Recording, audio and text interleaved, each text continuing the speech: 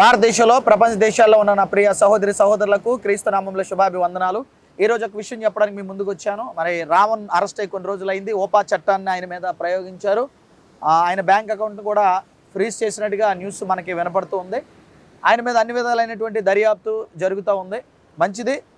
మరి ఆయన్ని ఓపా చట్టం ప్రయోగించి ఆయన మీద అరెస్ట్ చేసిన తర్వాత చాలామంది స్పందించారు. చాలామంది వారి యొక్క భావ వ్యక్తీకరణ తెలియజేశారు. అయితే ముఖ్యంగా ఈ మధ్యలో రమణ గారు సాధు సంతులతో కలిసి ఆయన ఒక హిందువుగా ఒక వేదిక మీద పవన్ కళ్యాణ్ గారు చేసిన తప్పుని ఎత్తి చూపుతూ కొన్ని విషయాలు ఆయన ప్రశ్నించడం జరిగింది. పవన్ కళ్యాణ్ గారి మీద అనుచిత వ్యాఖ్యలు చేశాడని రావణ్ చేశాడని చెప్పి మరి ఆయన మీద కేసు పెట్టడం జరిగింది. ఇది మీ అందరికీ తెలుసు. అయితే ఆయన మీద ఓపా చట్టం ప్రయోగిస్తున్నారు. అదొక చీకటి చట్టంగా ఉంది. ఇలా ఒకవేళ ఆయన నక్సలైట్గా వారికి సపోర్ట్ చేస్తూ ఉన్నారని చెప్పి లేకపోతే ఇంకొక ఇతరత్ర కార్యక్రమాలు చేస్తున్నాడని ఆయన దేశద్రోహిగా చిత్రీకరించి దేశద్రోహ చట్టం పెట్టడం అది తప్పు అని రమణ గారు సాధు సంతులతో కలిసి ఒక వేదిక మీద మాట్లాడడం చాలా గొప్ప విషయం. ఆయన ఒక హిందువుగా మరి హిందువులే పవన్ కళ్యాణ్ గారిని వ్యతిరేకిస్తున్నారు, పవన్ కళ్యాణ్ గారు చేసింది తప్పు అని మాట్లాడడం జరిగింది. మరి ఆ విషయాల్లో కొన్ని సందర్భాలు మీకు నేను చెప్తాను. ఆయన ఎంత చక్కగా మాట్లాడారో ఒకసారి రమణ గారు ఆ స్టేజ్ మీద మాట్లాడి ఆ చుట్టుపక్కల ఉన్నటువంటి సాధువులతో కలిసి మాట్లాడిన ఆ విషయాన్ని మీకు ఇప్పుడు నేను చూపించాలనుకుంటున్నాను. ఒకసారి చూడండి. ఈ రావణ్ అనేటువంటి యూట్యూబర్ పైన జరుగుతున్నటువంటి ఏదైతే అసాధారణమైనటువంటి అణచివేత ప్రక్రియ ఉందో చాలా సిగ్గుచేటు. మేము జయవాల సంస్థ ఖండించాము. నేను ఇంకో 2-3 మాటలు యాడ్ చేద్దామని అనుకుంటున్నాను. ఎందుకంటే ఆయన పైన ఒక కేసు పెడితే ఏం పెట్టారు లేదు, కోపం వస్తుంది, ఆయన బెయిల్ తెచ్చుకుంటాడు వచ్చేస్తాడు అన్నట్టుగా ఉన్నాను నేను. ఎందుకంటే అటువంటి కేసులు నేను జీవితంలో చాలా చూసున్నాను కాబట్టి.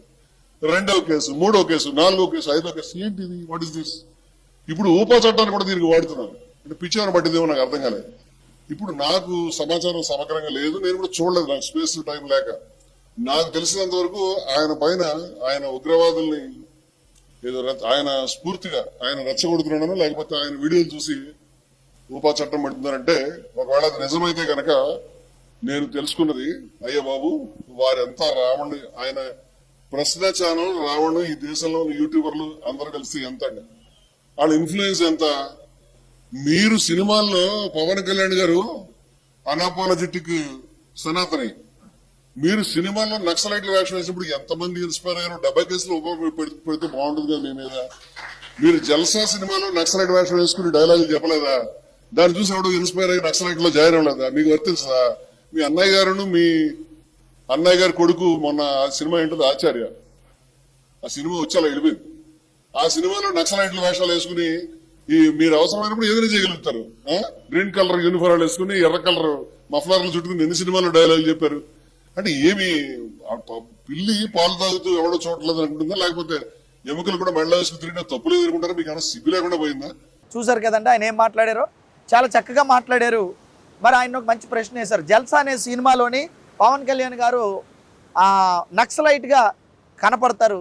అలా నక్సలైట్గా మీరు ఆ సినిమాలో కనబడ్డారని మీరు నక్సలైట్ అయిపోతారా? మీ మీద ఓపా చట్టం ప్రయోగిస్తే బాగుంటుందా అని ఆయన ప్రశ్నించడం జరిగింది. అలాగే మరి మరొక సినిమా వచ్చింది, చిరంజీవి గారు వారి అన్నగారు వారి కొడుకు కలిసి చేసినటువంటి ఒక మూవీ వచ్చింది, ఆచార్య అనే ఒక మూవీ వచ్చింది. దాంట్లో కూడా నక్సలైట్లుగా వారు కనబడతారు. అలా కనబడ్డారని చెప్పి వారి మీద కూడా ఉపా చట్టాన్ని ప్రయోగించేస్తారని అడగడం జరిగింది. ఇది మరి ఆయన ప్రశ్నలో పరమార్థం. ఇలా ఆయన అడగడంలో న్యాయం ఉంది.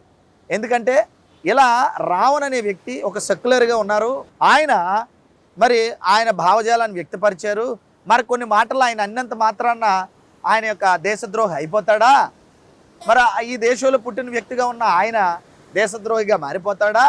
భావ వ్యక్తీకరణగా ఆయనకు అనిపించింది ఆయన చెప్పాడు.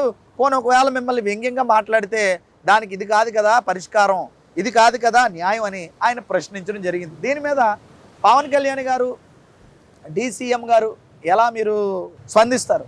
ఎలా మీరు మీ యొక్క ఉద్దేశాన్ని చెప్తారు? చెప్పాలి. ఇక పదవులు ఉన్నాయని మన ఇష్టానుసారంగా చేసుకుంటూ పోతే, గత వీడియోలో చెప్పాను, ప్రజాస్వామ్యం ఇది. ఒక్కరిని అరెస్ట్ చేసేసినంత మాత్రాన ఒక గొంతు మోగబోతే చాలామంది గొంతులు ఉన్నాయి. ఆయా సమాజాలను బట్టి, ఆయా పరిస్థితులు బట్టి, ఆయా వేదికలు బట్టి మాట్లాడడం జరుగుతుంది. మరి నేను కూడా ఒక భారతీయ క్రైస్తవుడిగా, నేను కూడా ఒక భావ వ్యక్తీకరణతో రమణ గారు ఏదైతే మాట్లాడి చక్కటి విషయాలు చెప్పాడో దాన్ని మీ ముందుకు తీసుకొని వస్తున్నాను. ప్రజలారా చెప్పండి, ఇప్పుడు రమణ గారు చెప్పిన దాంట్లో న్యాయం ఉందంటారా లేదంటారా? మరి ఇప్పుడు పవన్ కళ్యాణ్ గారు DCM గారు చేసింది న్యాయం అంటారా అన్యాయం అంటారా? ఈ యొక్క భారతదేశంలో నడుస్తున్నటువంటి విధానాన్ని బట్టి రావణ్పై ఆయన చేసిన కార్యం లేదా తీసుకున్న నిర్ణయం, పెట్టిన చట్టం ఇవన్నీ న్యాయం అంటారా? ఆలోచించండి ఒకసారి. మానవులుగా ఆలోచిద్దాం, భారతీయులుగా ఆలోచిద్దాం ఎంతవరకు ఇది సమంజసం అని. ఇక మీరే కాదండి, మీరే కాదు, ప్రజలుగా మీరు స్పందించడం కాదు, హిందువులుగా ఉన్నవారు నేను సనాతని సనాతని సనాతని అని చెప్పుకుంటున్నాడు పవన్ కళ్యాణ్ గారు. అలాంటి పరిస్థితుల్లో కూడా హిందువులే ఆయనకి వ్యతిరేకించి ఆయన చేసింది తప్పు అని చెప్పడం ఇక్కడ మనం గమనించవలసిన విషయం. అవును, భారతదేశంలో అందరం సర్వ మతాల సమ్మేళితమై భిన్నత్వం ఏకత్వం కలిగిన ఈ దేశంలో మరి మత చిచ్చు పెట్టడానికి ఎవరైనా సరే బయలుదేరితే ఖచ్చితంగా అన్ని మతాల వారు ఏకమవుతారు.